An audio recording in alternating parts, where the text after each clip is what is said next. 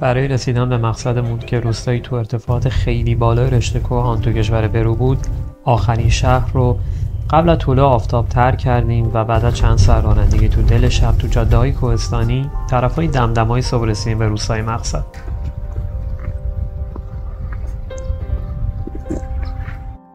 خب ما بالاخره تونستیم خودمون رو برسونیم به یکی از روستاهای قوم کرو. کروها جز معدود گروه‌هایی هستن که توی رشته کوههای آن توی ارتفاع خیلی بالا زندگی میکنن و اون سبک و سیاق قدیمی خودشون رو کاملا حفظ کردن. همونطور که توی سر من میبینید این خونه‌های قدیمی که میبینید از سنگ و سقف پوشالیه. بعد از اینکه کادوهایی رو که برای بچهای روستا برده بودیم بینشون تقسیم کردیم، با یکی از بچهای میزبانمون رفتیم تا توی روستا یه چرخه بزنیم.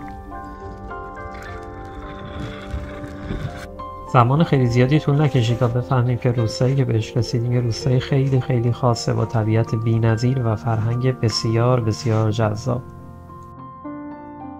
همینطور که تو روستا میچرخیدیم با چند تا از اهالی روستا هم آشنا شدیم، از جمله بنیتو که داشت موهای اسبش رو کوتاه میکرد. طرفای از که شد گله‌های آلپاکا که از صبح تو ارتفاع مشغول چرا بودن کم کم برگشتن به سمت روستا. ما هم کم کم رفتیم به سمت خونه میزبانمون تا بهشون تو آماده کردن شام کمک کنیم و بعدش هم استراحت کنیم و آماده بشیم برای روز دوم سفر. 1, 2, 3, hola!